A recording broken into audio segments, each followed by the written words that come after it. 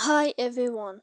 Today we will talk about how to fix or how to solve Snapchat story lost. To know how to fix or how to solve Snapchat story lost, you should just go to settings. Then in this page we click apps, default apps, app settings.